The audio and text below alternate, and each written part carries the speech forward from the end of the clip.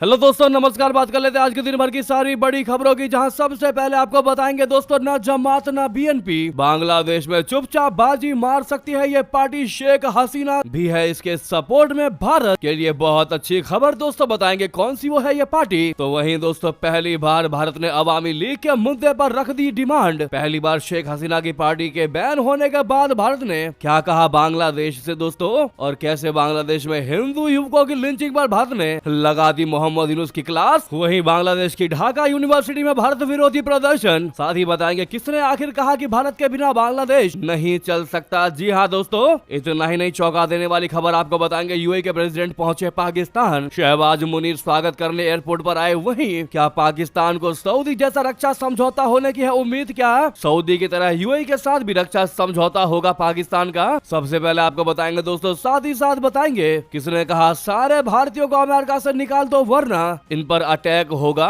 इस बयान के बाद अमेरिका ही नहीं दोस्तों, भारत में भी भूचाल आ गया। इस बयान के बाद लोग भड़कते दिखाई दिए हैं। वहीं 1 जनवरी से बदलने जा रहे हैं ये 10 सबसे बड़े नियम, जो आपकी जेब, बैंक और रोजमर्रा की जिंदगी पर डाल देगा पॉजिटिव नेगेटिव असर दोस्तों। लेकिन इसी बीच अगर आपके पास भी दोस्तों पैन कार्ड और आधार कार्ड है तो आपके लिए बहुत बड़ी जानकारी 31 दिसंबर से पहले ये करना आवश्यक है, बताएंगे, वरना होगा तगड़ा नुकसान। एक से एक बेहतरीन जानकारी अपडेट्स आपको देने वाले हैं। बस आप वीडियो के लास्ट तक बने रहिएगा। और खबरों में आगे बढ़ने से पहले अपने देश भारत की संप्रभुता अखंडता का पुरजोर समर्थन करते तो वीडियो को लाइक करके इस चैनल को सब्सक्राइब करके बेल आइकन दबा के कमेंट में जय हिंद कह दीजिएगा। बात करते हैं पहली सबसे बड़ी खबर की, जहां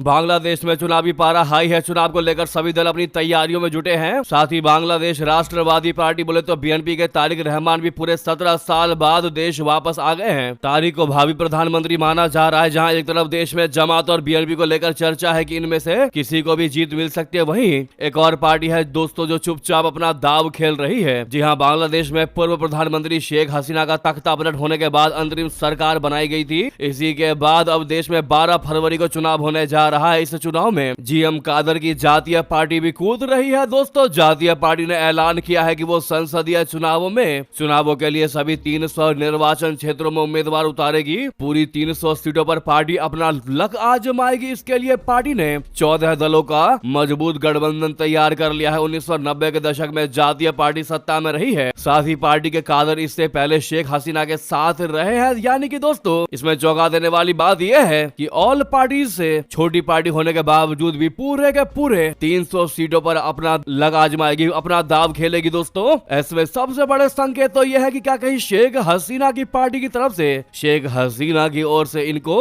आश्वासन तो नहीं मिला? क्या अंदर खाने शेख हसीना के साथ गठबंधन तो नहीं है? ये बहुत बड़ी और एक्सक्लूसिव जानकारी हम आपको बता रहे हैं। अब जातीय पार्टी अवामी लीग के बैन के बाद कोशिश कर रही है कि उसके वोटों को अपने पक्ष में ट्रांसफर किया जाए या ट्रांसफर करवाया जाएगा। प्रथम आलो मीडिया के एक हालिया सर्वे में 30% ऐसे बांग्लादेशी हैं जो अभी भी शेख हसीना को लेकर सिंपैथी रखते हैं। ऐसे में अगर ये वोटों में तब्दील होकर जातीय पार्टी के समर्थन में गिरता है तो बांग्लादेश का सियासी खेल बदल जाएगा दोस्तों। फिर तारिक रहमान की एनसीपी और जमात इस्लामी हाथ रगड़ते रह जाएंगे। जी हाँ, जैसा कि हमने आपको बताया, महासचिव शमीम हैदर पटवारी ने जहां इस बात की जानकारी दी थी कि पार्टी 300 सीटों पर मैदान में उतरेगी, वहीं दूसरी तरफ उन्होंने देश में कानून व्यवस्था की बिगड़ती स्थिति को उजागर किया और सरकार समर्थकों की ओर से मिल रही कथित धमकियों को आरोप लगाते हुए चेतावनी दी है कि ऐसी परिस्थितियों में कोई भी स्वतंत्र और निष्पक्ष चुनाव संभव नहीं है।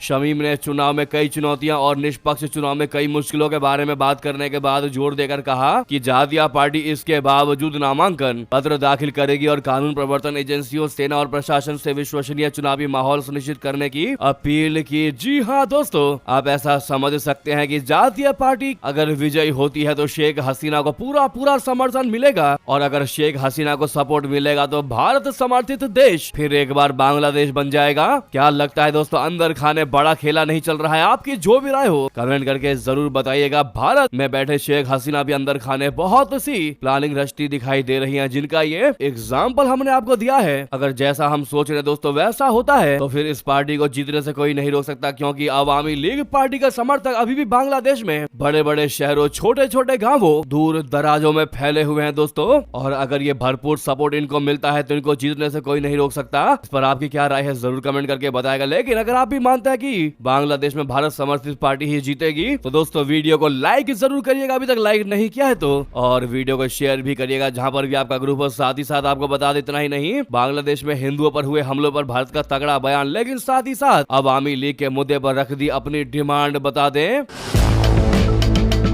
बांग्लादेश में अल्पसंख्यकों पर जारी हिंसा पर भारत ने कड़ा विरोध जताया। विदेश मंत्रालय के प्रवक्ता रणधीर जायसवाल जी ने कह दिया कि बांग्लादेश में अंतरिम सरकार के दौरान अल्पसंख्यकों के खिलाफ 29वां वारदात के मामले सामने आए। इन हमलों को राजनीतिक हिंसा या मीडिया रिपोर्ट्स बताकर दरकिनार नहीं किया जा सकता। बांग्लादेश में हिंदुओं, ईसाइयों और बौद्धों सहित अल्पसंख्यकों के खिलाफ बढ़ रहे हिंसा के मामले गंभीर चिंता का विषय है। मयमनसिंह सिंह में हाल ही में हिंदू युवक की जघन्य हत्या की कड़ी निंदा करते हुए हम दोषियों को न्याय के कटघरे में लाने की उम्मीद करते हैं। हम उम्मीद करते हैं कि अल्पसंख्यकों की सुरक्षा पर बांग्लादेश में ध्यान दिया जाएगा। वहीं दोस्तों बांग्लादेश में होने वाले चुनाव को लेकर विदेश मंत्रालय के प्रवक्ता रणधीर जायसवाल जी ने कहा कि भारत बांग्लादेश के लोगों के साथ अपने संबंधों को मजबूत करने के पक्ष में है। हम बांग्लादेश में शांति और स्थिरता के समर्थक है। अवामी लीग को बांग्लादेश में चुनाव से अलग रखे जाने पर रणधीर जायसवाल जी ने कहा कि हम बांग्लादेश में निष्पक्ष, स्वतंत्र, समावेशी और सहभागी चुनावों के पक्ष में हैं, जो शांतिपूर्ण माहौल में आयोजित किए जाने चाहिए। जी हाँ, यानी दोस्तों शेख हसीना की पार्टी अवामी लीग को लेकर भारत ने अपना क्लियरली रुख दे दिया और इनडायरेक्टली बता दिया कि ये जो तुमने बैन लगाया है अवामी लीग पार्टी पर, इससे निष्पक्ष चुनाव या फिर स्वतंत्र चुनाव का कोई मतलब नहीं है। अगर तुम स्वतंत्र चुनाव करवाना चाहते हो, निष्पक्ष, समावेशी और सहभागी चुनाव करवाना चाहते हो तो हर तरीके से फैसला जनता पर छोड़ो और अवामी पार्टी पर से बैन हटाओ। जी हाँ दोस्तों, इनडायरेक्टली भारत ने तगड़ी और कड़ी चेतावनी दे दी। मोहम्मद यूनुस को बता दिया कि हम तुम्हारी चाल से पूर्ण रूप से अवगत हैं। इतना ही नहीं दोस्तों, आपको बता दें उधर बांग्लादेश की ढाका यूनिवर्सिटी में भारत विरोधी प्रदर्शन, हादी के हत्यारे को सजा देने की मांग। बांग्लादेशी हिंदू के हत्या मामले में 6 और हुए गिरफ्तार। दोस्तों बांग्लादेश में एक बार फिर भारत विरोधी प्रदर्शन शुरू हुआ। इंकिलाब मंच ने नेता उस्मान हादी की हत्या के खिलाफ न्याय की मांग करते हुए ढाका के शाहबाग इलाके में प्रदर्शन किया। इस दौरान भारत विरोधी नारे भी लगाए गए। जुमा की नमाज के बाद ढाका यूनिवर्सिटीज से जुलूस निकाला गया जो शाहबाग पहुंचकर धरने में बदल गया। प्रदर्शनकारियों ने सड़क जाम कर दी, जिससे इलाके में यातायात ठप हो गया। इंकिलाब मंच का कहना है कि जब तक हादी की हत्या में न्याय नहीं मिलता तब तक आंदोलन जारी रहेगा। शरीफ उस्मान हादी की पिछले हफ्ते हत्या कर दी गई थी, जिसके बाद देश में एक बार फिर अशांति फैल गई। प्रदर्शन के दौरान एम हादी जैसे नारे गूंजते रहे। ढाका यूनिवर्सिटी वही जगह है जहां जुलाई 2024 में हुए आंदोलन की रणनीति बनी थी। दोस्तों वहीं लगातार भारत के दबाव के बाद आपको बता दें बांग्लादेशी हिंदू युवा की हत्या मामले में 6 की और गिरफ्तारी हुई है। यह गिरफ्तारी मयमनसिंह जिले के भालुका इलाके में छापेमारी के दौरान हुई। तो वहीं दोस्तों बढ़ते कट्टरपंथ पर विदेश मामलों के विशेषज्ञ ने कहा भारत के बिना बांग्लादेश चल ही नहीं सकता। जी हाँ, विदेश मामलों के विशेषज्ञ वाइल अवाद ने बांग्लादेश में अल्पसंख्यकों पर हो रहे हमलों और बढ़ती कट्टरपंथी घटनाओं पर गहरी चिंता जताई। मोहम्मद यूनुस को रियलाइज करवा देने की कोशिश की कि भारत के बिना बांग्लादेश कुछ भी नहीं है। उन्होंने कहा कि बांग्लादेश के लिए भारत के साथ अच्छे रिश्ते बेहद जरूरी हैं, लेकिन मौजूदा हालात में चरमपंथ दोनों देशों के संबंधों पर दबाव बना रहा है। उन्होंने आरोप लगाया कि बांग्लादेश के भीतर कुछ तत्व जानबूझकर भारत विरोधी माहौल बना रहे हैं। उन्होंने कहा कि कुछ लोग भारत और बांग्लादेश के बीच दरार पैदा करना चाहते हैं, इसी वजह से भारत के खिलाफ भावनाएं बढ़ रही हैं। दोस्तों अवाद ने साफ तौर पर कह दिया कि सरकार इन घटनाओं को अलग अलग मामले बताकर जिम्मेदारी से नहीं बच सकती। उन्होंने जोर देकर कहा कि सरकार को जिम्मेदारी लेनी ही होगी और यह सुनिश्चित करना ही होगा कि ऐसी घटनाएं दोबारा न हो। धार्मिक स्थलों और अल्पसंख्यक समुदायों पर हमलों पर चिंता जताते हुए उन्होंने कहा कि पूजा स्थलों को निशाना नहीं बनाया जाना चाहिए, चाहे वे ईसाई हो, हिंदू हो या अल्पसंख्यक मुस्लिम हो। उन्होंने कहा कि लोगों और भारत का भरोसा वापस जीतने के लिए ठोस कार्रवाई और स्पष्ट आश्वासन बहुत जरूरी है। जी हाँ दोस्तों, उधर आपको बता दें तारिक रहमान जो है वो 19 साल बाद पिता जिया उर रहमान की कब्र पर पहुंचे। आज जा रहे हैं ढाका यूनिवर्सिटी। दोस्तों बीएनपी का कार्यकारी अध्यक्ष तारिक रहमान 17 साल बाद गुरुवार को वतन लौट आए। उन्होंने शुक्रवार को ढाका में अपने पिता और बांग्लादेश के पूर्व राष्ट्रपति जिया उर रहमान की कब्र पर जाकर श्रद्धांजलि दी। तारिक रहमान लाल हरे रंग की बुलेट प्रूफ बस में जिया उद्यान पहुंचे, जहां उन्होंने अपने पिता की कब्र पर पुष्पांजलि दी और उनके आत्मा की शांति के लिए दुआ की। इस दौरान border guard Bangladesh, rapid action battalion, police और सेना के सदस्यों ने मीडिया कर्मियों और अन्य पार्टी कार्यकर्ताओं को कब्रिस्तान और उसके आसपास के क्षेत्र में प्रवेश करने से रोक दिया। बीएनपी के संस्थापक जियाउर रहमान एक बांग्लादेशी सैन्य अधिकारी थे जिन्होंने 1977 से लेकर 1981 तक बांग्लादेश के छठे राष्ट्रपति के रूप में कार्य किया था। उन्होंने 1978 में लेफ्टिनेंट जनरल के पद से सेना से सेवानिवृत्ति ली थी। वहीं तारिक रहमान आज उस्मान हादी की कब्र पर भी जाएंगे दोस्तों। वो ढाका यूनिवर्सिटी में हादी की कब्र पर जाएंगे। इसके बाद वो चुनावी अभियान की शुरुआत कर देंगे। वो देश में अपना वोटर कार्ड बनवाने के लिए रजिस्ट्रेशन की औपचारिकताएं भी शुरू करेंगे दोस्तों। तो वहीं आपको बता दें सबसे बड़ी और अहम जानकारी, पाकिस्तान पहुंचे यूएई प्रेसिडेंट। क्या सऊदी जैसा रक्षा समझौता भी होगा पाकिस्तान के साथ? उम्मीद लगाए तो यही बैठा है। बता दें संयुक्त अरब अमीरात बोले तो यूएई के राष्ट्रपति शेख मोहम्मद बिन जायद अल नहयान शुक्रवार को पाकिस्तान की आधिकारिक यात्रा पर पहुंचे हैं। पीएम शहबाज शरीफ और chief of defence forces Asim Munir UAE president को रिसीव करने एयरपोर्ट पर पहुंचे। यह इस साल उनकी पाकिस्तान की दूसरी यात्रा है। इससे पहले जनवरी 2025 में वे रहीम यार खान में निजी यात्रा के दौरान शहबाज शरीफ से मुलाकात कर चुके हैं। हालांकि राष्ट्रपति के रूप में उनकी पहली आधिकारिक पाकिस्तान यात्रा है। विदेश कार्यालय के बयान के मुताबिक राष्ट्रपति अल नहयान प्रधानमंत्री शहबाज शरीफ के साथ द्विपक्षीय संबंधों के पहलुओं की समीक्षा करेंगे। क्षेत्रीय और अंतर्राष्ट्रीय मुद्दों पर बात करेंगे। विदेश मंत्रालय ने कहा कि यह दौरा दोनों देशों के बीच लंबे समय से चले आ रहे भाईचारे को और मजबूत करने का अच्छा मौका है। साथ ही व्यापार, निवेश, ऊर्जा, विकास और क्षेत्रीय सुरक्षा जैसे प्रमुख क्षेत्रों में समझौते हो सकते हैं। दोस्तों बुधवार को इस्लामाबाद जिला प्रशासन ने यात्रा के दिन यानी आज पूरी राजधानी में छुट्टी की घोषणा की। पाकिस्तान और यूएई के बीच गहरे राजनयिक, आर्थिक और सांस्कृतिक संबंध है जो यूएई में रहने वाले बड़े पाकिस्तानी प्रवासी आबादी के कारण और मजबूत हुए हैं। पाकिस्तानी मीडिया डॉन के मुताबिक शेख मोहम्मद बिन जायद की विदेश नीति सुरक्षा पर केंद्रित होती है और वे संस्थाओं की मजबूती पर जोर देते हैं। वे पाकिस्तान में फैसले लेने की प्रक्रिया कितनी स्पष्ट और कितनी मजबूत है, देश के अंदर कितनी स्थिरता है और क्षेत्रीय खतरों से निपटने की क्षमता कितनी है, इन सब का बारीकी से आकलन करेंगे। अगर उन्हें पाकिस्तान में अच्छी व्यवस्था, अनुशासन और स्थिरता नजर आई तो वे ऊर्जा, बंदरगाह, लॉजिस्टिक्स बोले तो माल ढुलाई, खनिज और रक्षा से जुड़े क्षेत्रों में अरबों डॉलर का निवेश कर सकते हैं दोस्तों। अब ऐसे में बात कर लेते हैं सबसे बड़े सवाल की, क्या सऊदी अरब जैसा रक्षा समझौता यूएई के साथ संभव है?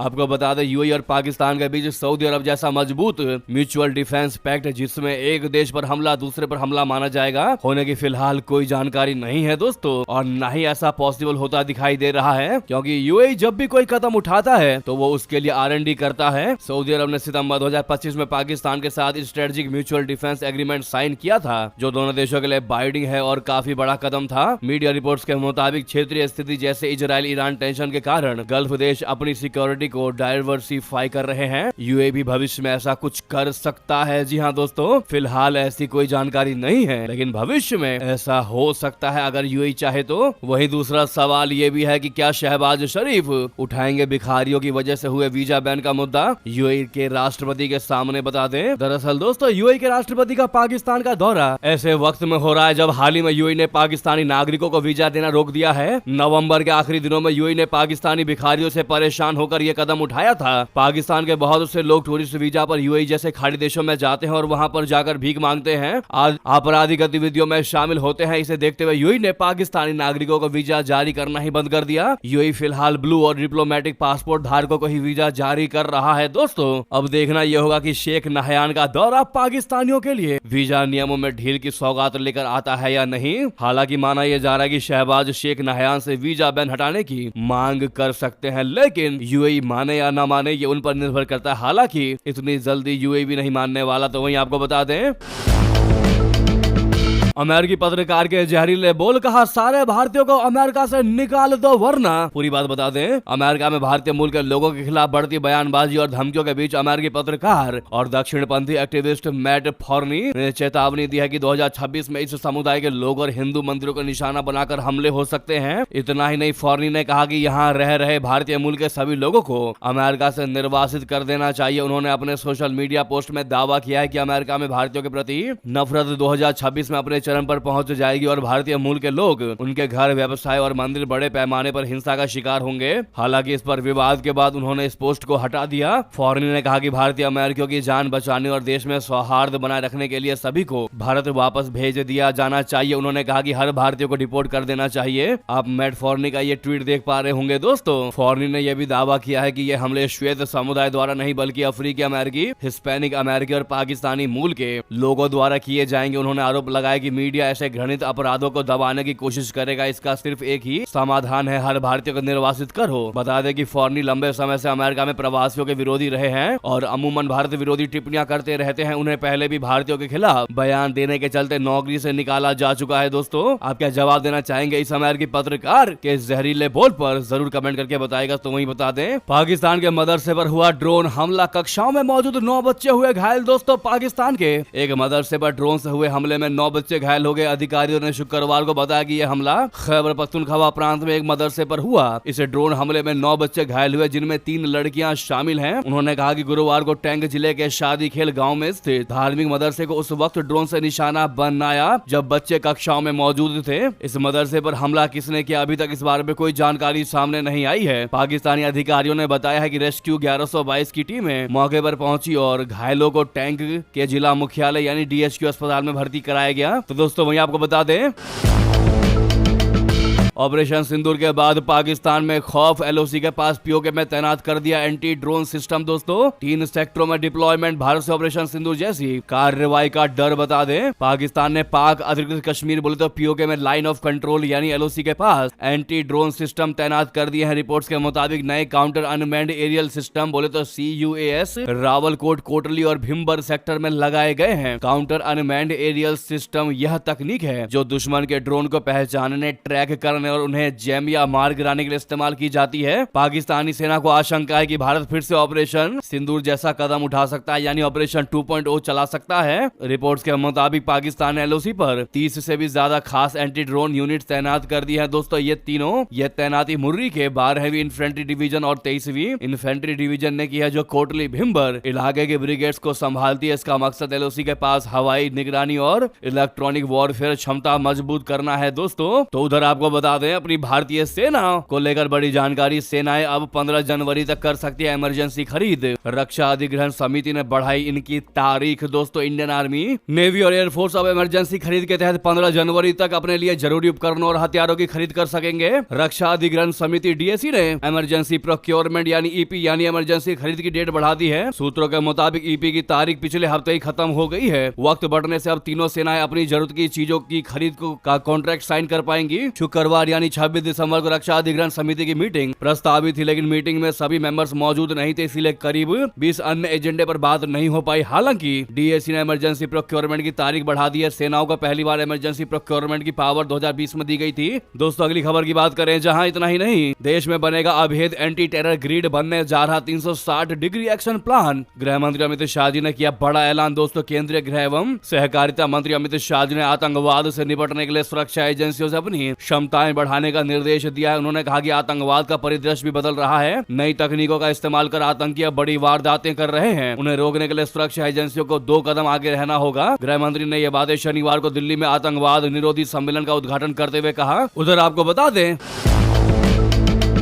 आसिम मुनीर को लेकर एक नया और बड़ा खुलासा हुआ है। दोस्तों, वो बिस्तर पर बुलेट प्रूफ जैकेट पहनकर सोते हैं। पाकिस्तान में तानाशाह बन चुके सेना प्रमुख आसिम मुनीर लगातार डर में जी रहे हैं। दोस्तों, इतना कि वे घर में भी हमेशा भरी हुई पिस्तौल और राइफल रखते हैं। इतना ही नहीं, किसी भी तरह की अनहोनी से बचने के लिए मुनीर वर्दी के नीचे बुलेट प्रूफ जैकेट का इस्तेमाल कर रहे हैं। कहा यह जा रहा है कि मुनीर सोते वक्त भी बुलेट प्रूफ जैकेट को पहनते हैं ताकि नींद में सोते वक्त कोई उनको गोलियों से न भून दे। इसके अलावा सोने वक्त में मुनीर अपने गेट पर सुरक्षा गार्ड को तैनात करवाते हैं, जिससे कोई अंदर आकर हमला न कर दे। पाकिस्तान में पावर मिलने के बाद मुनीर को खुद के साथ जियाउल हक जैसा हश्र होने का डर सता रहा है। दोस्तों, साथ ही बता दें, अमेरिका को आंख दिखाकर चीन ने कहा गेट आउट, सीधा ट्रंप की ईगो पर कर दिया अटैक। दोस्तों, अमेरिका और चीन के बीच बढ़ते तनाव के बीच हाल ही में ड्रैगन ने चेकमेट वाली चाल चल दी। जिनपिंग ने अमेरिका के खिलाफ तक की सबसे बड़ी जवाबी कार्रवाई को अंजाम दिया। ट्रंप के टैरिफ थोपने की वजह से चीन पहले ही भड़का हुआ था। वहीं अब ताइवान को हथियारों की सप्लाई करके अमेरिका ने घाव पर नमक छिड़कने का काम किया है। ऐसे में चीन का अभी तक ना तो तय था इस बार जिन जिनपिंग ने 20 अमेरिकी रक्षा कंपनी और 10 नामी बिजनेसमैन को लपेटे में ले लिया।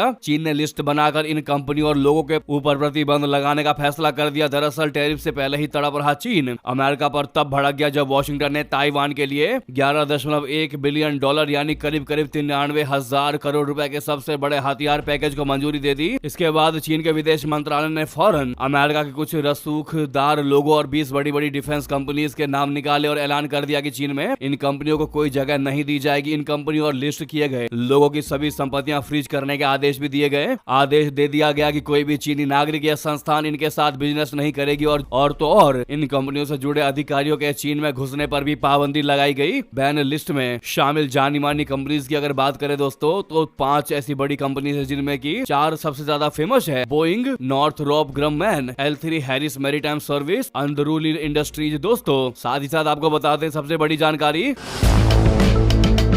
1 जनवरी से बदलने जा रहे हैं ये 10 सबसे बड़े नियम। दोस्तों नया साल 2026 सिर्फ तारीख बदलने तक सीमित नहीं रहने वाला है, बल्कि इसके साथ ही ऐसे कई बड़े नियम लागू होंगे जो सीधे आपकी जेब, बैंकिंग आदतों और रोजमर्रा की जिंदगी को प्रभावित करेंगे। सरकार और विभिन्न रेगुलेटरी संस्थाएं बैंकिंग, डिजिटल पेमेंट, सैलरी, किसानों और सोशल मीडिया से जुड़े अहम बदलावों की तैयारी कर चुकी है। ऐसे में 1 जनवरी 2026 से पहले इन बदलावों को जान लेना बेहद जरूरी है। नए साल की शुरुआत के साथ कई बड़े बैंकों ने लोन की ब्याज दरों में कटौती के संकेत दिए हैं, जिसमें होम लोन और पर्सनल लोन सस्ते हो सकते हैं। वहीं फिक्स्ड डिपॉजिट पर नई ब्याज दरें लागू होंगी, जिससे सेविंग करने वालों को बैंक के हिसाब से फायदा या नुकसान हो सकता है। इसके साथ ही जनवरी 2026 से पैन और आधार लिंक करना लगभग सभी बैंकिंग और सरकारी सेवाओं के लिए अनिवार्य हो जाएगा। यदि ये लिंक नहीं हुआ तो खाते से जुड़ी कई सुविधाएं बंद कर दी जाएंगी। वहीं क्रेडिट स्कोर से जुड़े नियमों में भी तगड़ा बदलाव होगा। अब क्रेडिट स्कोर अपडेट होने में लंबा इंतजार नहीं करना पड़ेगा, क्योंकि इसे हर हफ्ते अपडेट किया जाएगा। इससे समय पर EMI भरने वालों को सीधा फायदा मिलेगा और बैंक भी तेजी से लोन संबंधित फैसले ले सकेंगे। वहीं डिजिटल फ्रॉड पर लगाम कसने के लिए UPI और